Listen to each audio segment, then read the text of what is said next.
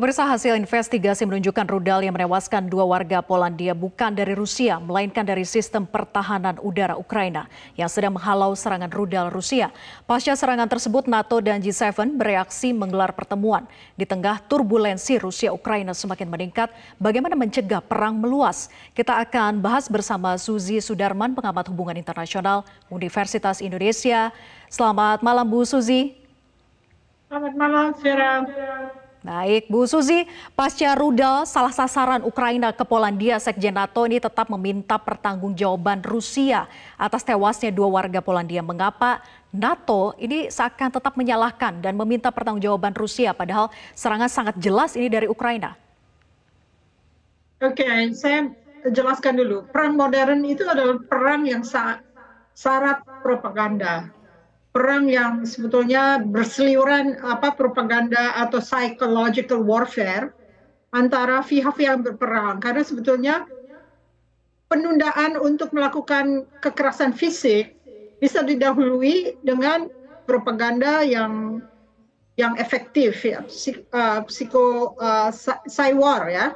Jadi cyber Rusia melawan cyber Ukraine, melawan cyber NATO juga, itu juga menolong agar tidak segera menjadi pertempuran di lapangan ya. Jadi kalau misalnya kita melihat tuduhan dari Duda dan NATO bahwa mau nggak mau memang Rusia harus dipersalahkan karena dia secara membabi buta dan membumi hanguskan Ukraina, sebenarnya kita juga kurang suka ya dengan hal-hal yang melanggar teritori negara yang berdaulat. Artinya kalau kita menganggap itu sepele, kita sendiri bisa menjadi korban. Karena sudah ada pengalaman bahwa Rusia juga mengakuisisi atau mengambil wilayah lain ya, wilayah Crimea misalnya, atau wilayah-wilayah di Georgia ya, yang tidak bisa diambil kembali oleh Georgia. Jadi kalau misalnya cyber ini ditujukan demi mengalahkan ambisi yang luar biasa dari Putin untuk melakukan pencaplakan wilayah, sebetulnya tentunya ada benarnya juga untuk menekan melalui cyber bahwa sebetulnya yang salah ya adalah Rusia, karena peluru kendali itu dipasang karena rakyat di ibu kota Ukraina sudah sangat menderita dengan tidak ada listrik, tidak ada air. Ini kan sebenarnya war crimes atau kriminalisasi peperangan ya untuk melanggar hak asasi manusia. Jadi kita sebagai pengamat seharusnya menimbang juga bahwa bebas aktif boleh, namun kan kita Pancasila. Pancasila itu beri kemanusiaan yang adil dan beradab ya.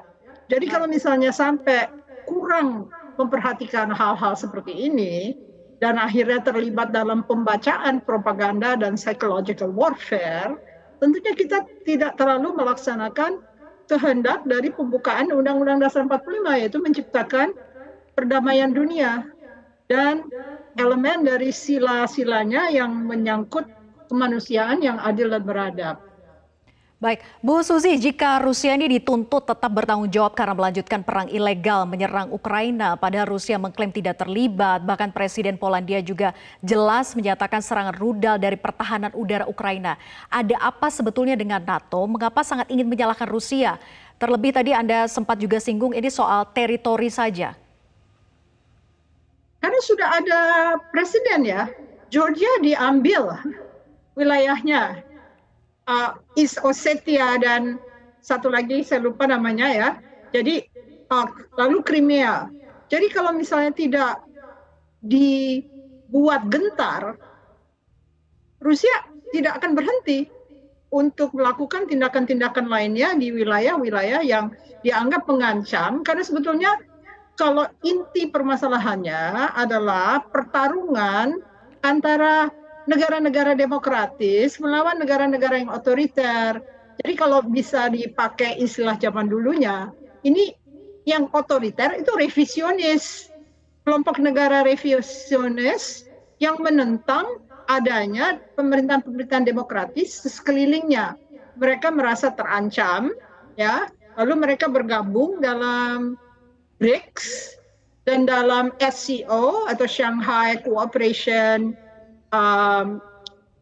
Organization untuk melawan kalangan-kalangan yang demokratis, padahal mereka menginginkan kekayaan juga. Mereka lupa bahwa growth atau pertumbuhan ekonomi itu harus disertai oleh demokratisasi. Itu pakemnya, tinggal kalau misalnya tetap mau melakukan hal-hal ingin kaya tapi tidak mendemokratisasikan masyarakatnya, kita juga sebagai masyarakat yang sudah demokratis sangat kurang nyaman ya dengan potensi itu. Baik, Bu Suzy, terakhir singkat saja, apakah NATO ini memang menunggu momen untuk bisa terlibat secara aktif atas perang Rusia-Ukraina sehingga serangan di Polandia ini dianggap sebagai trigger atau pemicu yang tepat? Saya kira enggak lah, zaman sekarang belum ada denyut nadi yang akan melanggar kedamaian yang sudah dibentuk sejak Perang Dunia Kedua. Lalu kalau misalnya terjadi juga vakum karena Rusia tiba-tiba menghilang dan kalah, akan ada akibatnya sendiri. Jadi kevakuman ruangan Rusia itu dijaga agar jangan sampai vakum. Jadi Rusia jangan sampai kalah dan juga jangan sampai dia melakukan tindakan-tindakan yang melawan hukum internasional. Itu saja. Jadi NATO belum ada ambisi lah untuk menghabisi. Itu kan cuma anggapan-anggapan Rusia untuk menjustifikasikan ekspansinya yang sebetulnya ekspansinya didasarkan atas persaingan antara negara demokratis melawan negara otoriter. Baik, NATO belum ada ambisi sampai ke sana. Terima kasih Bu Suzy sudah bergabung bersama kami di Prime Time News. Selamat malam.